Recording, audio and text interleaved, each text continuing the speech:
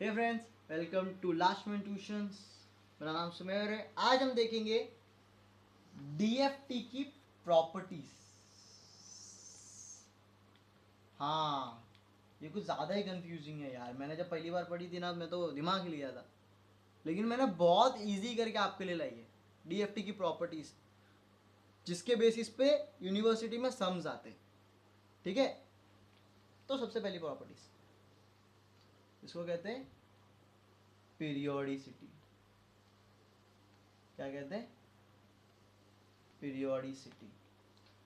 अरे सिंपल सी बता दी है सब। जो मेरा टाइम डोमेन में एक सिग्नल है, इसका मैंने डीएफटी निकाला, क्या मैंने उसको कन्वर्ट किया फ्रीक्वेंसी डोमेन।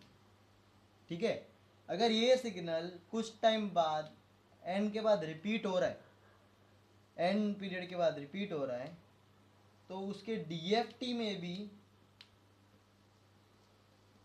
ये भी एन पीरियड के बाद रिपीट होगा। समझ रहे हो क्या? अगर या एन टाइम के बाद ये एन पीरियड के बाद रिपीट हो रहा है, तो ये भी एन पीरियड के बाद रिपीट होगा। समझो, ये 4 वैल्यू के बाद वापस वही वैल्यू ला रहा है, तो ये भी 4 वैल्यू के बाद इसकी जो एक की वैल्यू है वही वैल्यू लाएगा, और ये कंटिन्यू चलेगा। पीरियड इस मतलब क्या, इधर आया फिर वापस रिपीट किया, वैसे ही इधर ये कुछ सिग्नल रिपीट करेगा तो ये वैसा का वैसा वही रिपीट करेगा, उतना ही है। अब इसको लिखना कैसे, मैंने वो अपने नोट्स में मैंने बहुत अच्छे से लिखा है। लिखना यही है, 10 x of n and x of k are periodic with n periodic with n period N.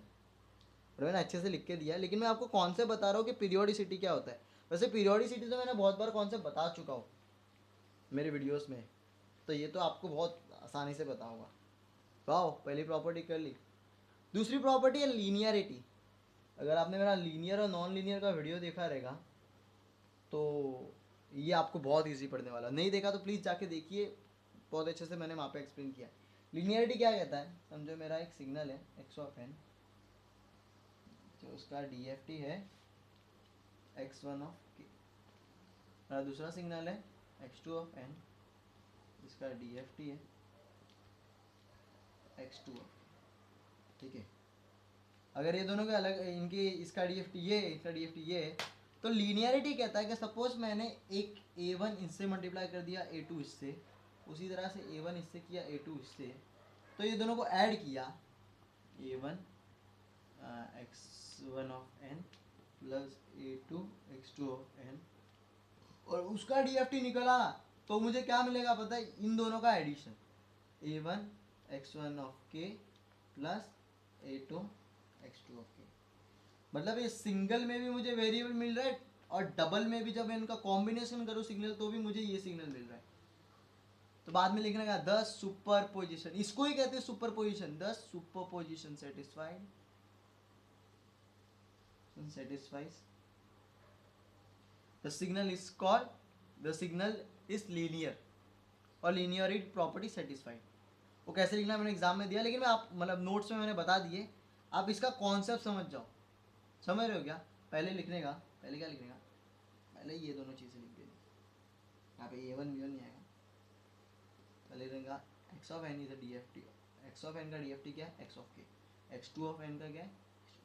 10 a1 into x one of n plus a2 into x2 of n, उनका डीएफटी निकालूंगा तो क्या मिलेगा? a1 into capital x of k plus a2 into capital x of k. Superposition satisfy हो गया, चीज़ हो गई, तो लीनियरिटी हो गई।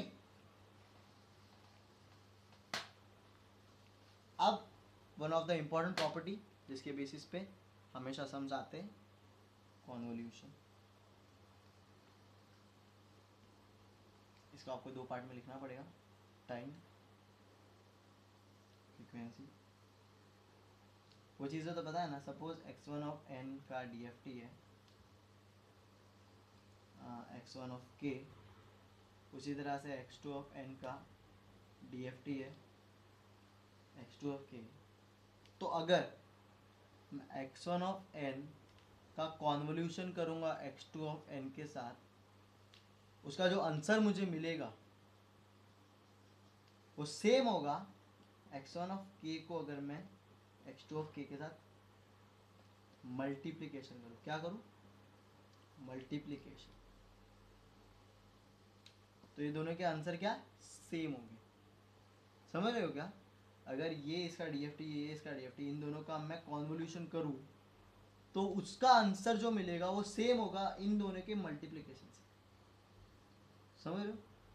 तो इसके बेसिस पे सम क्या आते हैं वो मैं थोड़ा बता देता हूँ। वैसे मुझे प्रॉपर्टी में बताना नहीं चाहिए, मैं इसकी यूनिवर्सिटी के बेसिस पे सम भी करने वाला हूँ, लेकिन जब अभी ये मुद्दे को हाथ लगाया तो मैं इसको छोड़ूंगा नहीं। सम आता है, कहते हैं फाइंड कॉन्वोल्यूशन, सर्कुलर कॉन्वोल्यूशन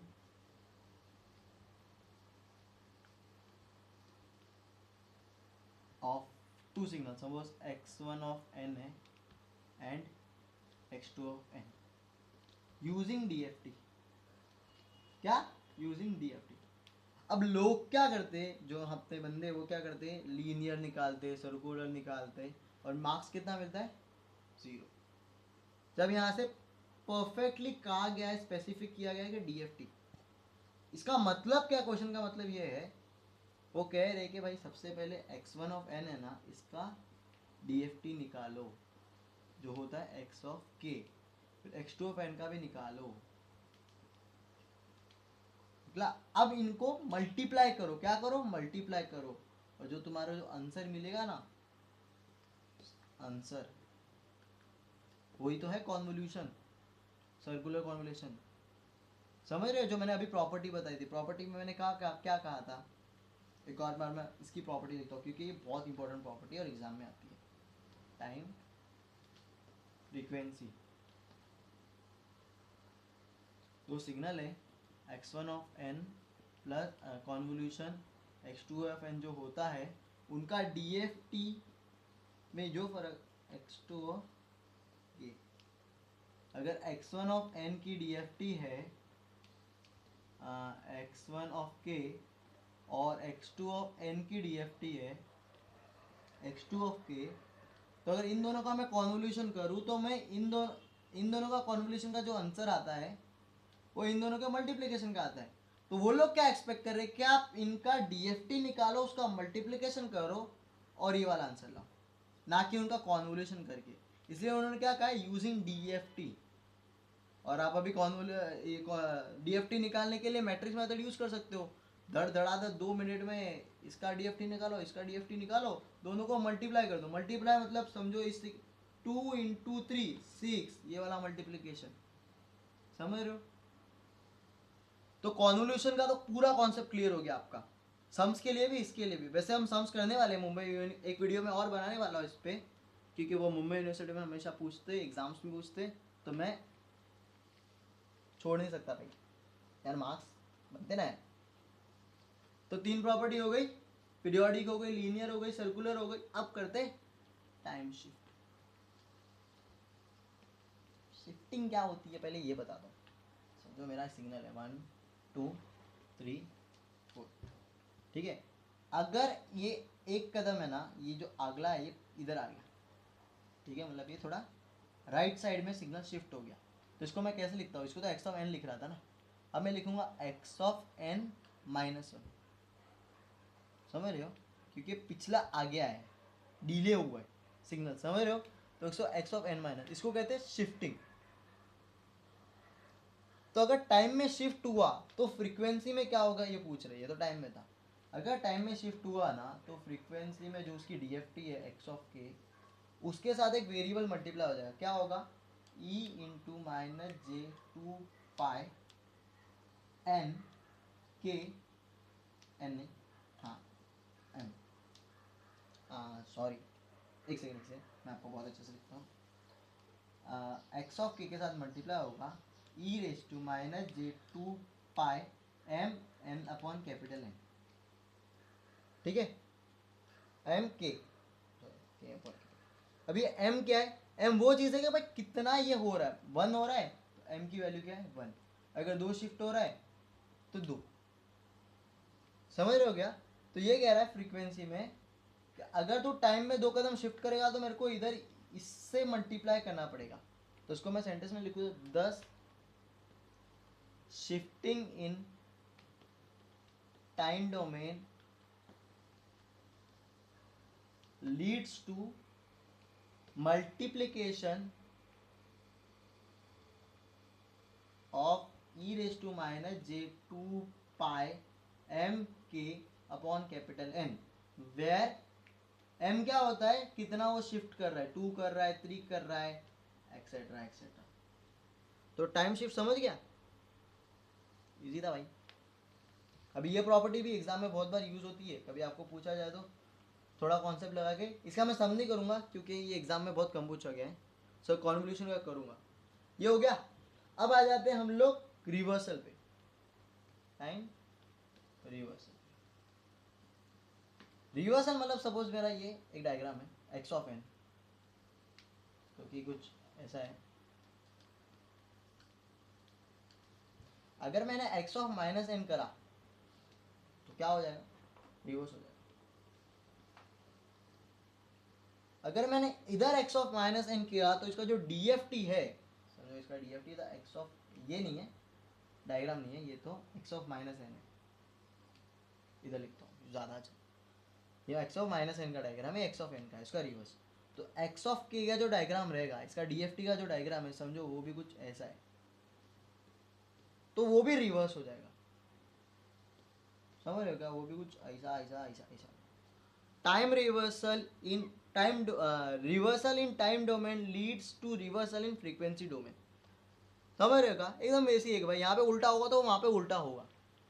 तो इसको लिखते कुछ इक्वेशन में,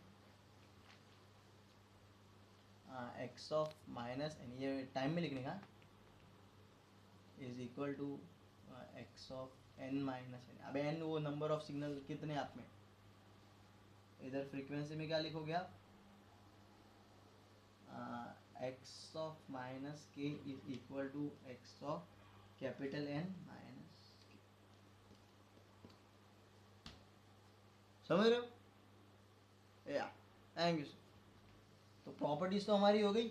अब ये 10 मार्क्स के लिए हमेशा एग्जाम में आती है, तो छोड़ना मत, इसके नोट्स मैंने बना चुके, अपना ईमेल आईडी मेरे कमेंट बॉक्स में डालो तो मैं आपको जल्दी से जल्दी नोट्स भेज सकूँ। बहुत अच्छे से लिखा है और बताया भी है कि एग्ज़ाम में किस तरह से लिखना है, कॉन्सेप्ट उसमें भी बहुत अच्छे से क्लियर किया मैंने, कुछ एक्सप्लेनेशन भी पर्सनली दिया है जो रेड पेन से, तो उसको एग्ज़ाम में लिखना मत। Thank you so much video देखने के लिए, शेयर करो दोस्तों से, या लेट्स इट, पीस।